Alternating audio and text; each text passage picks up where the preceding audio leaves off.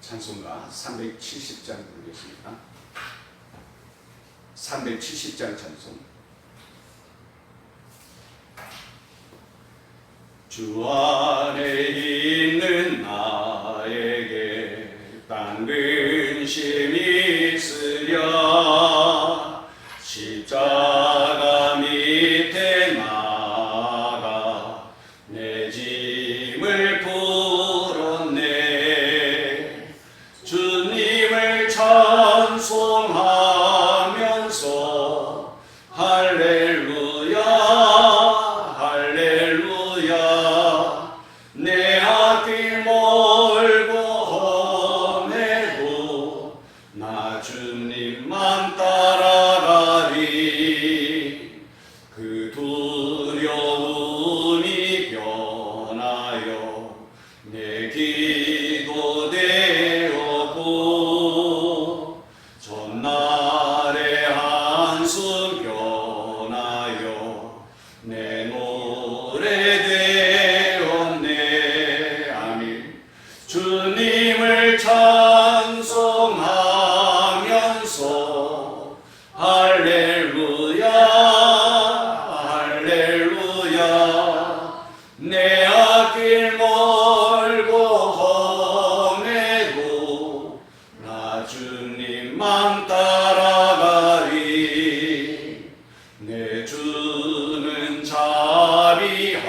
자비하셔서 늘 함께 계시고 내 궁핍 밤을 하시고 늘 채워주시네. 아멘. 주님을 찬송하면서 할렐루야 할렐루야. 내 앞길 멀고 험해도 나 주님만 따라가리. 내 주와 맺은 언약은 영불변하시니 그 나라 가기까지는 늘 보호하시네. 아멘. 주님을 찬송하면서 할렐루야 할렐루야. 내 앞길 멀고 험해도 나 주님만 따라가리. 아멘. 나는 전능하신 아버지 하나님 천지의 창조주를 믿습니다. 나는 그의 유일하신 아들 우리 주 예수 그리스도를 믿습니다. 그는 성령으로 잉태되어 동정녀 마리아에게서 나시고 본디오 빌라도에게 고난을 받아 십자가에 못 박혀 죽으시고 장사된 지 사흘 만에 죽은 자 가운데서 다시 살아나셨으며 하늘에 오르시어 전능하신 아버지 하나님 우편 앉아 계시다가 거기로부터 살아있는 자와 죽은 자를 심판하러 오십니다. 나는 성령을 믿으며 거룩한 공교회와 성도의 교제와 죄를 용서받는 것과 몸의 부활과 영생을 믿습니다. 아멘. 아멘. 하나님 말씀은 창세기 33장입니다.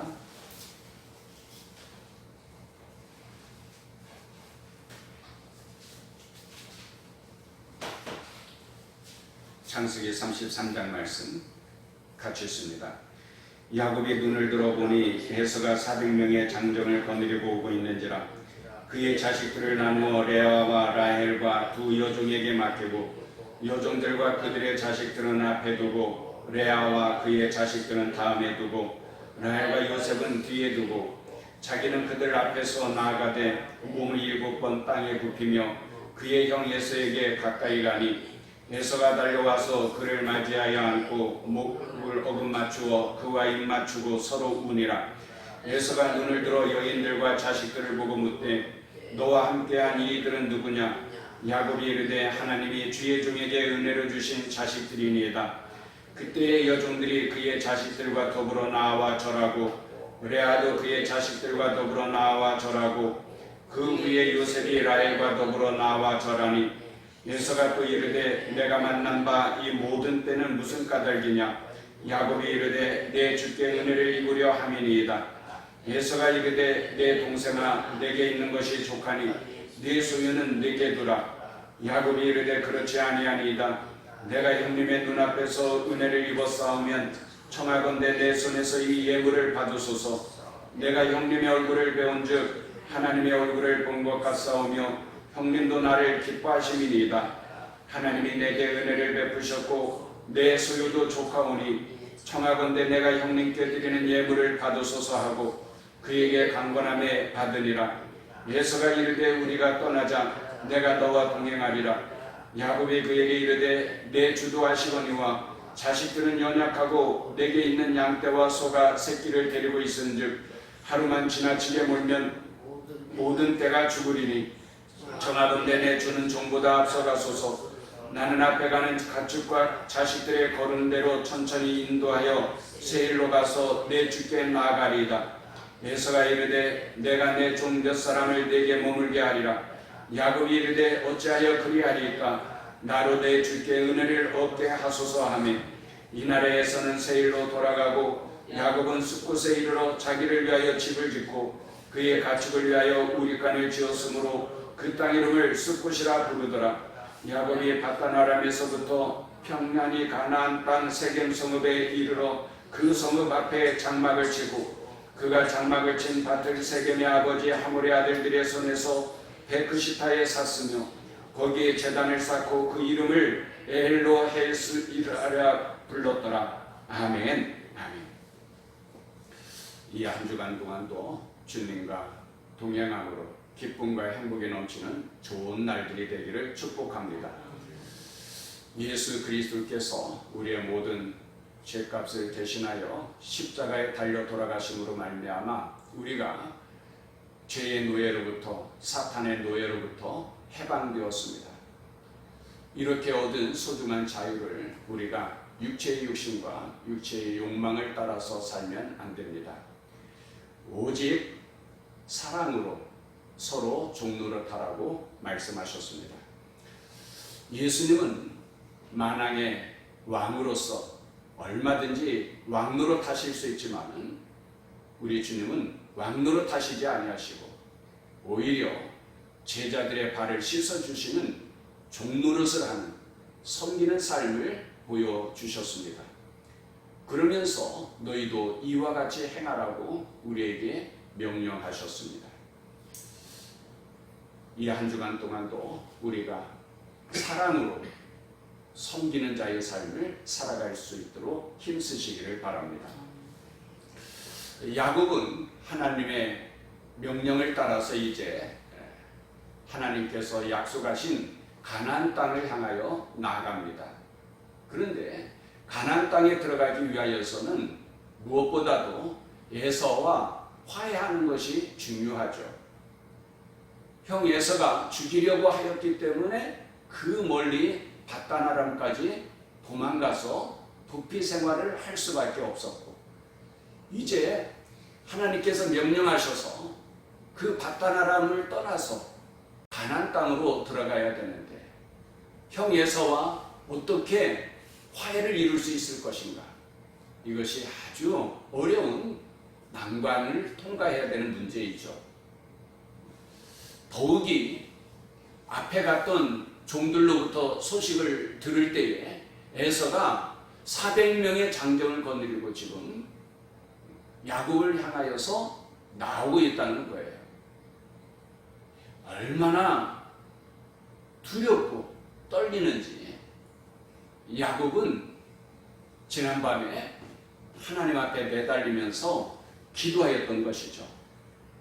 심히 두렵고 답답하여서 약복강 나루에서 하나님 앞에 매달려 기도할 때에 먼저는 하나님의 말씀을 붙잡고 기도하고 그리고 끈질기게 기도하는데 하나님께서 응답하실 때까지 하나님께서 복을 주실 때까지 씨름하듯이 하나님 앞에 매달려 기도합니다.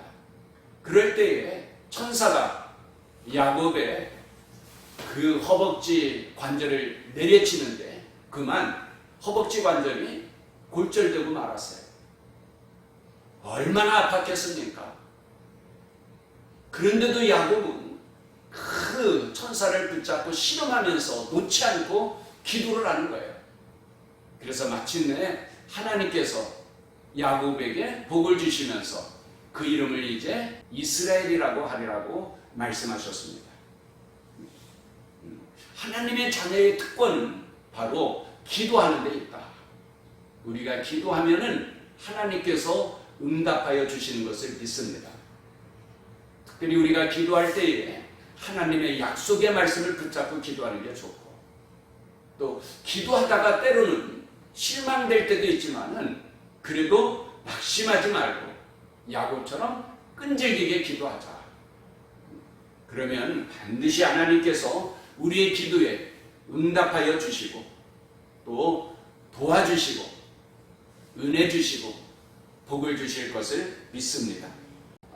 오늘 말씀은 야곱이 에서를 만나는 장면입니다. 1절에 야곱이 눈을 들어보니 에서가 400명의 장정을 거느리고 오고 있는지라 그의 자식들을 나누어 레아와 라헬과 두 여종에게 맡기고 그러는데, 위험순위에 따라서 얼마나 야곱이 수단이 좋은가. 그냥 예석에 나갈 때도 그냥 나가는 것이 아니라 어떻게 했어요?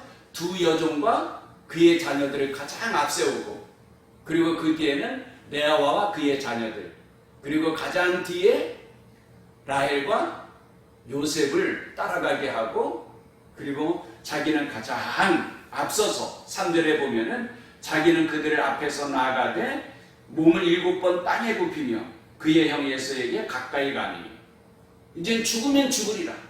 드디어 운명의 시간인 거예요. 몸을 7번 땅에 굽히며, 그러니까 7번 절을 했다는 거죠.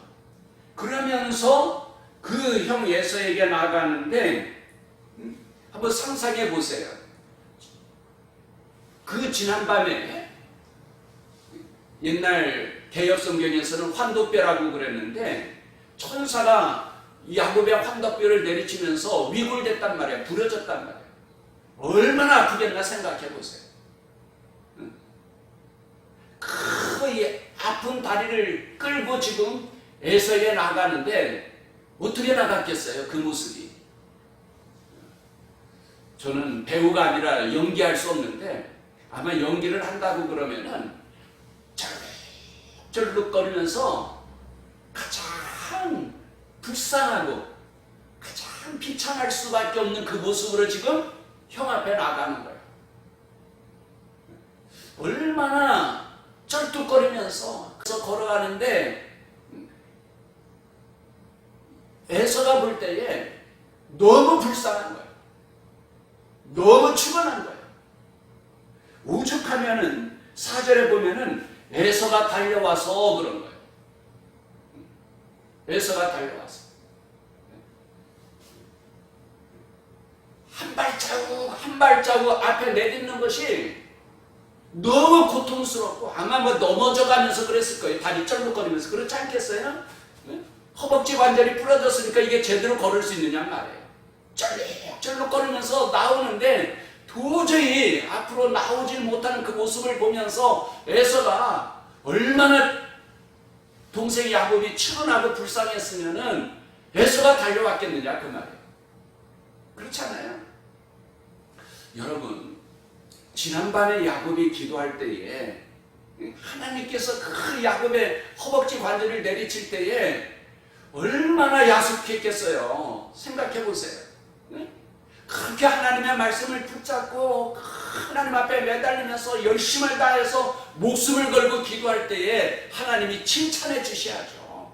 위로해 주셔야죠. 그렇잖아요. 세상에 그렇게 매달려 기도하는 야곱을 내리쳐가지고 뼈를 부러뜨리다니, 그때 오늘 우리 같으면 얼마나 속상하겠어요. 아마 욕이라도 하면서 하나님 그럴 수가 있어요. 이렇게 야비하신 하나님입니까? 그러면서 기도를 포기했을는지도 몰라요. 그렇잖아요. 그러나 여러분, 하나님은 이유 없이 하는 게 아니에요. 우리가 잘 몰라서 그렇지. 하나님은 어떤 일을 하실 때에 반드시 이유가 있는 거예요. 지금은 몰라도 시간이 지나면은 그 이유를 우리가 조금씩 알아갈 수 있게 될 줄로 믿습니다.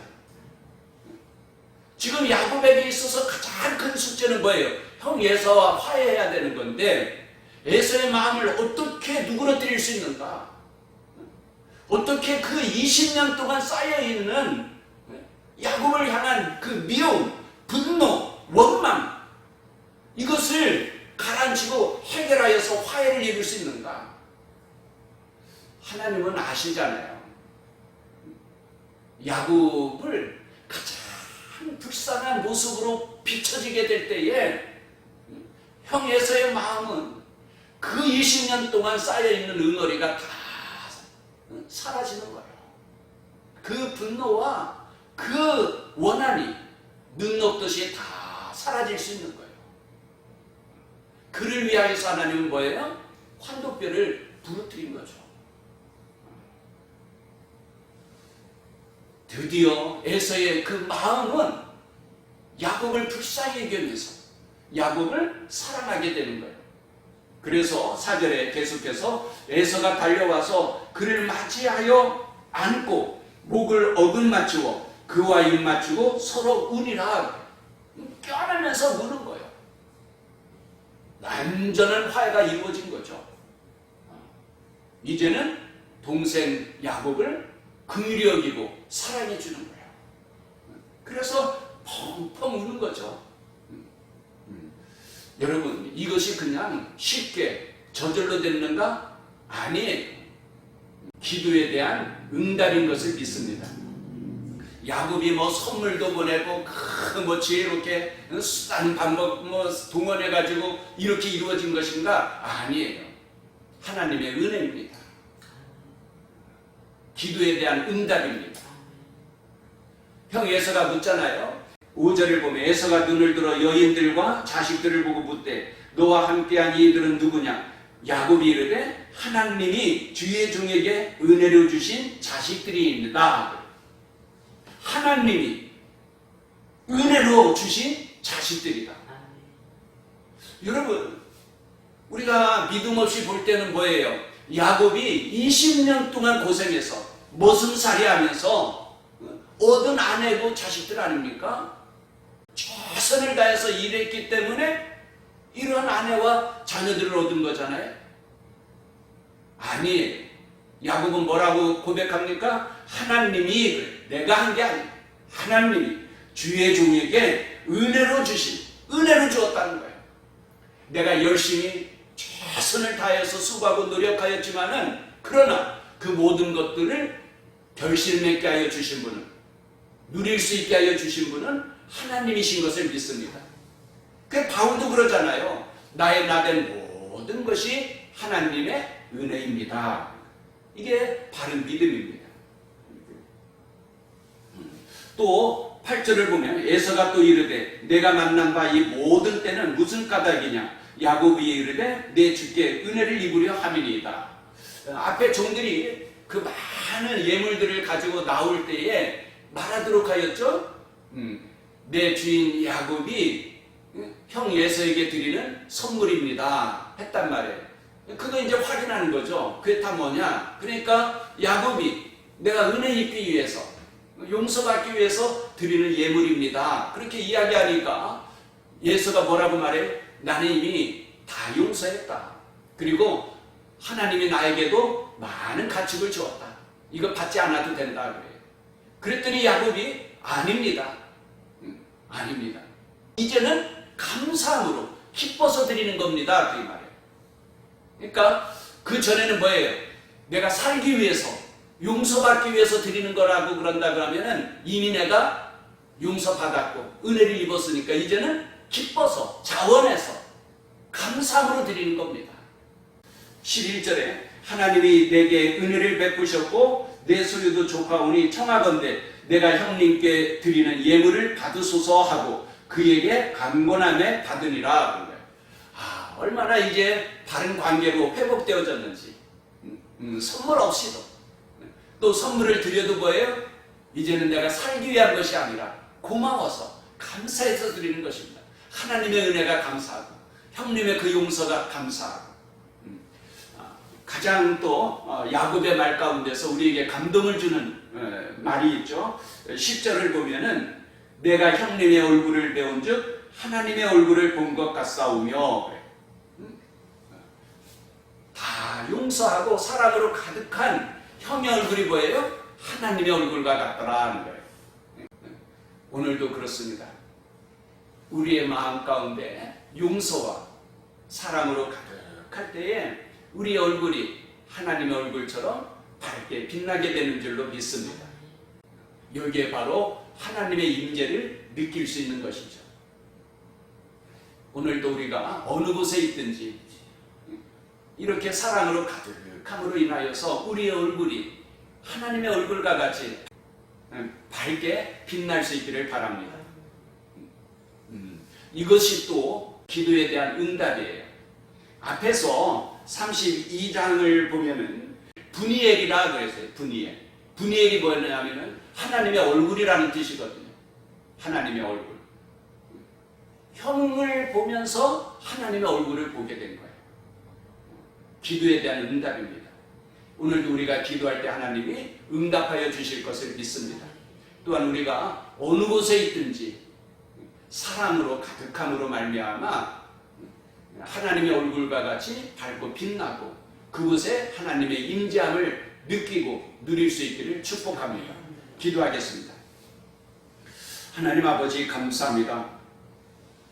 우리가 해결할 수 없는 어려운 난관들에 부닥칠 때도 있고 그래서 때로는 심히 두렵고 답답해할 때도 있지만 우리가 기도하면 하나님께서 응답하여 주시고 도와주시고 은혜와 복 주실 것을 믿습니다. 오늘 이 새벽에도 우리의 간구하는 기도를 들으시고 응답하여 주옵소서. 우리의 모든 삶 가운데 하나님의 사랑으로 가득하게 하여 주옵소서. 우리를 통하여서 하나님의 임재하심이 이루어지게 하여 주시되 우리의 가정과 또 이 나라와 이 세계 위에 진정한 화해와 평화가 이루어지게 하여 주옵소서.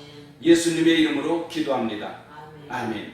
하늘에 계신 우리 아버지, 아버지의 이름을 거룩하게 하시며 아버지의 나라가 오게 하시며 아버지의 뜻이 하늘에서와 같이 땅에서도 이루어지게 하소서. 오늘 우리에게 일용할 양식을 주시고 우리가 우리에게 잘못한 사람을 용서해 준 것 같이 우리 죄를 용서하여 주시고 우리를 시험에 빠지지 않게 하시고 악에서 구하소서. 나라와 권능과 영광이 영원히 아버지의 것입니다. 아멘.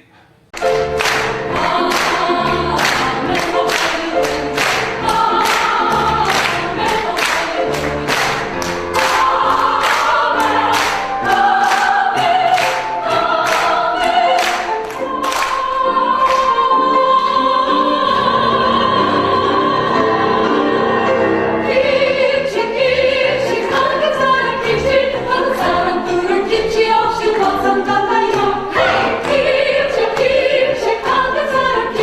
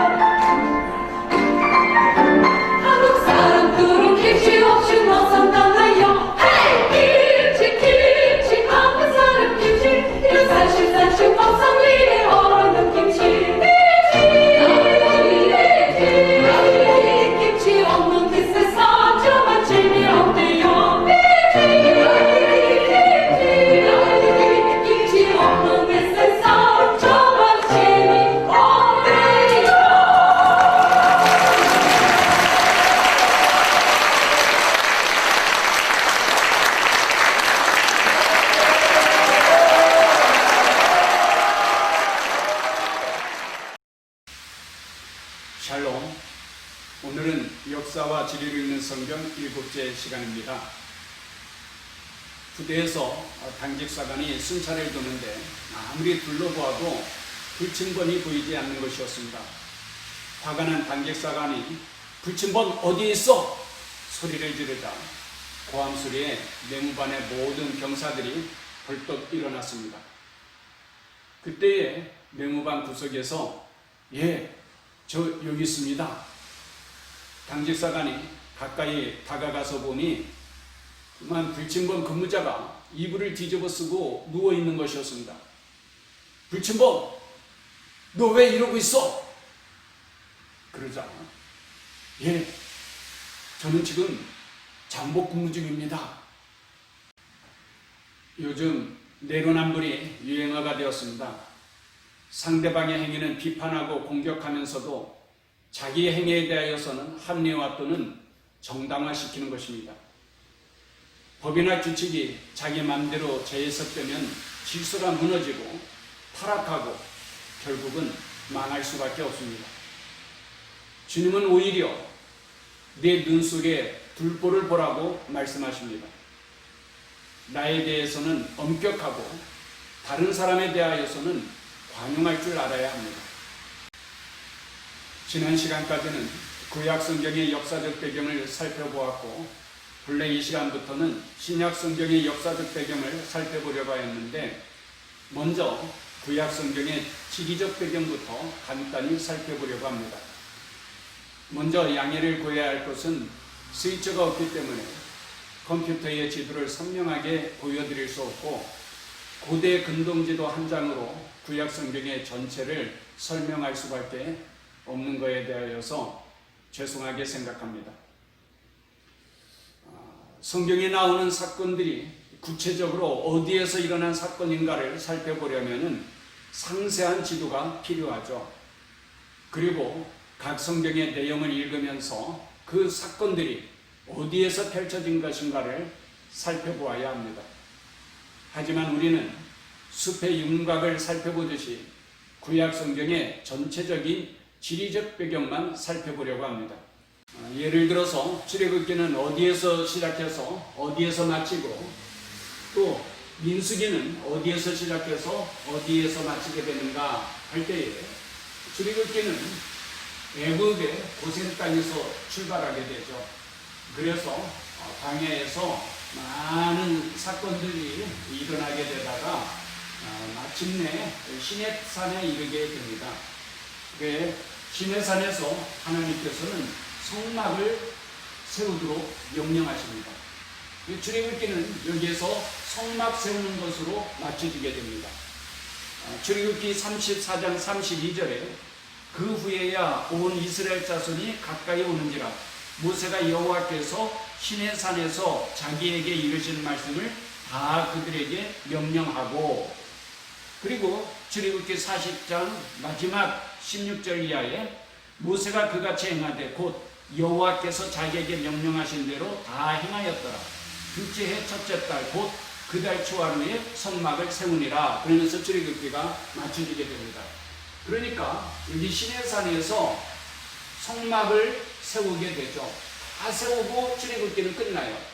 그러면 그 다음에 레위기는 이 성막에서 어떻게 예배를 드려야 되는지 거기에 대해서 쭉 말씀을 하죠. 그러니까 레위기는 어디에 이동하는 것이 아닙니다. 시내산에서 이루어지는 것이고 그 다음에 창세기, 출애굽기, 레위기, 민수기 그럴 때에 민수기는 당연히 여기 이제 시내산에서 출발하게 되겠죠. 시내산에서 어디까지 가게 되는가? 거기에서 이제 민수기가 맞춰지게 되는데 민수기 1장 1절에 여호와께서 시내 광야 회막에서 모세에게 말씀하여 이르시되 아까 시내산에서 시작되는 거죠. 그리고 이제 마지막 민수기 36장 13절에는 이는 여리고 맞은편 요단가 모압 평지에서 여호와께서 모세를 통하여 이스라엘 자손에게 명령하신 계명과 규례니라 그러면서 맞춰지게 됩니다. 그러니까 민수기는 시내산에서 출발해서 어디까지 갑니까? 가나안 땅 앞까지, 그러니까 요단강 맞은편 모압 평지까지 이르게 되는 것으로 민수기가 맞춰지게 되는 것이죠. 이런 내용들은 이제 상세한 지도를 펼쳐놓고 어디에서 어떤 일들이 어떤 사건들이 벌어지게 되는가라는 것을 살펴보아야 되는데 이 시간에는 그렇게 하지 않고 구약성경 전체적인 윤곽, 역사에 대해서도 마찬가지였었죠. 전체적인 윤곽만 살펴보았듯이 지리도 지형도 전체적인 윤곽만 살펴보려고 합니다. 창세기의 배경은 고대 근동과 애굽에서 이루어지게 됩니다. 오늘날에 북한은 지금도 애굽이라고 하던데 이집트죠. 이집트는 뭐 간단하니까 설명드릴 거 없을 것 같고 이제 고대 근동가라면 메소포타미아, 그러니까 유프라테스 강과 티그리스 강을 끼고 있는 그런 지역이죠. 메소포타미아라는 뜻이 바로 메소, 비틴이라는 거거든요. 포타미아, 구강.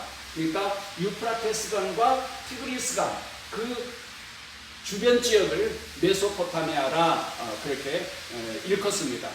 그러면은 성경에서 이 메소포타미아 지형이 어디에 나오는가 그러면은 먼저 메소포타미아의 하부 지역입니다.